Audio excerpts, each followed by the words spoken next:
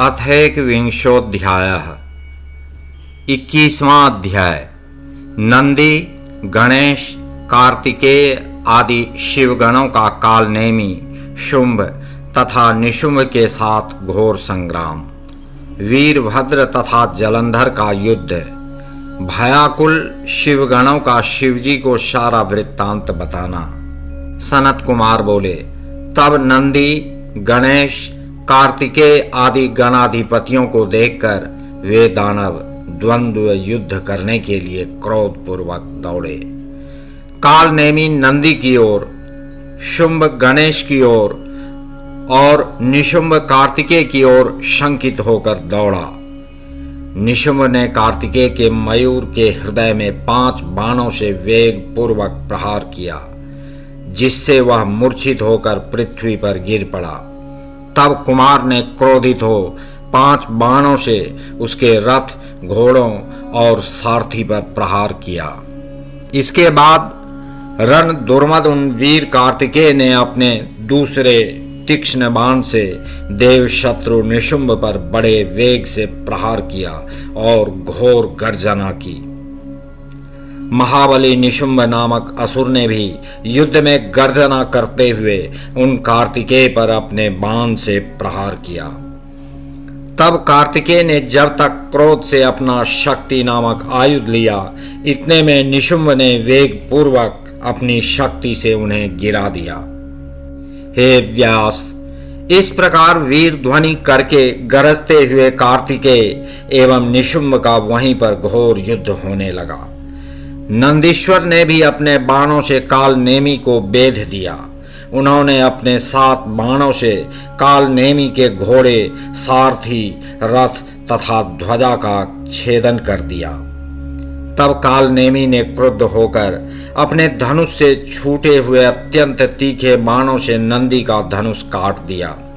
उसके बाद नंदीश्वर ने उस धनुष को त्याग कर शूल से महादैत्य कालनेमी के वक्षस्थल पर जोर से प्रहार किया। इस प्रकार घोड़े और सारथी के नष्ट हो जाने पर एवं त्रिशूल से वक्षस्थल के फट जाने पर उसने पर्वत का शिखर उखाड़कर नंदीश्वर पर प्रहार किया। उस समय रथ पर सवार शुंभ एवं मूषक पर सवार श्री गणेश जी युद्ध करते हुए एक दूसरे को बाण समूहों से वेधने लगे। उसके बाद गणेश जी ने शुंभ के हृदय में बाण से प्रहार किया और 3 बाणों से सारथी पर प्रहार करके उसे पृथ्वी पर गिरा दिया। तब अत्यंत कुपित शुंभ भी बाण वृष्टि से गणेश जी को तथा 3 बाणों से मूषक को बेधकर मेघ के समान गर्जन करने लगा। बाणों से छिन्न अंग वाला मूषक अत्यंत पीड़ित होकर भाग चला, जिसके कारण गणेश जी गिर पड़े और वे पैदल ही युद्ध करने लगे। फिर तो उन लंबोदर ने परशु से शुंभ के वक्षस्थल पर प्रहार करके उसे पृथ्वी पर गिरा दिया। तदनंतर वे पुनः मूषक पर सवार हो गए। गणेश जी समर के लिए पुनः उद्यत हो गए और उन्होंने हंसकर क्रोध से शुंभ पर इस प्रकार प्रहार किया जैसे अंकुश से हाथी पर प्रहार होता हो। तब कालनेमी एवं निशुंभ दोनों ही क्रोध पूर्वक एक साथ सर्प के समान तीक्ष्ण बाणों से शीघ्रता से गणेश पर प्रहार करने लगे। तब महाबली वीरभद्र उन्हें इस प्रकार पीड़ित किया जाता हुआ देखकर बड़े वेग से करोड़ों भूतों को साथ लेकर दौड़े। उनके साथ कुष्मांड, भैरव, वेताल, योगिनियां, पिशाच, डाकिनियां एवं गण भी चले। उस समय उन लोगों के किलकिला शब्द, सिंहनाद, घर घर एवं डमरू के शब्द से पृथ्वी निनादित होकर कांप उठी। उस समय समर भूमि में भूतगण दौड़ दौड़कर दानवों का भक्षण करने लगे और उनके ऊपर चढ़कर उन्हें गिराने लगे और नाचने लगे। हे व्यास, इसी बीच नंदी और कार्तिकेय को चेतना आ गई और वे उठ गए तथा रण भूमि में गरजने लगे। वे नंदीश्वर एवं कार्तिकेय शीघ्र रण भूमि में आ गए और अपने बाणों द्वारा दैत्यों पर निरंतर प्रहार करने लगे।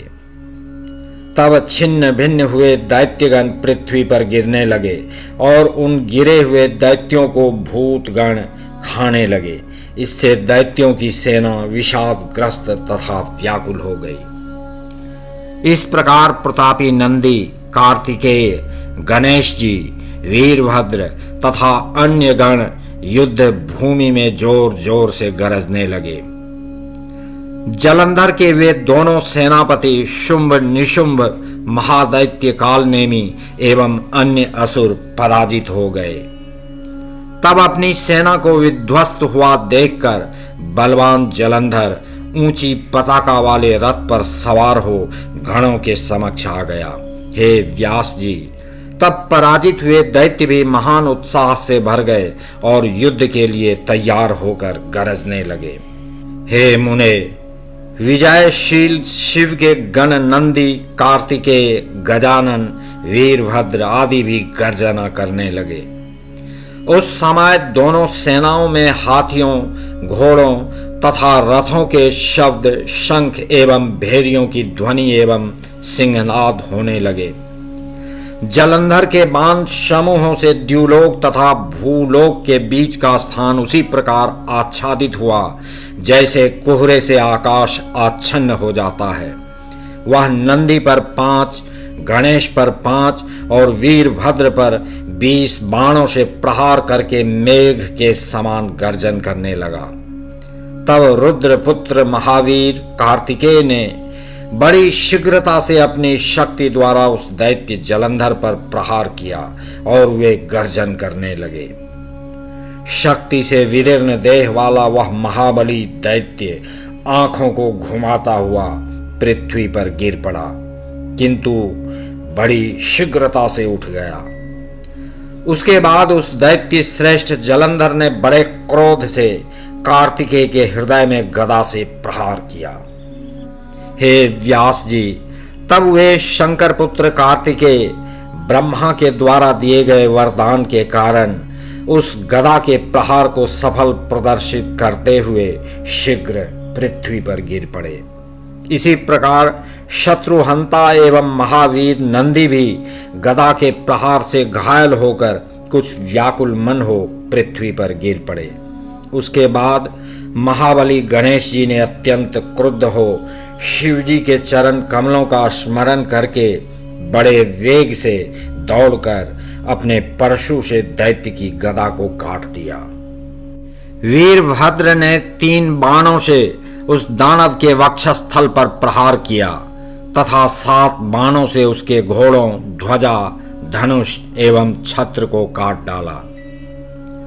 तब दैत्येंद्र ने अत्यधिक कुपित होकर अपनी दारुण शक्ति को उठाकर उसके प्रहार से गणेश को पृथ्वी पर गिरा दिया और स्वयं दूसरे रथ पर सवार हो गया। इसके बाद वह दैत्येंद्र क्रोधित होकर अपने मन में उन वीरभद्र को कुछ न समझकर वेग पूर्वक उनकी ओर दौड़ा।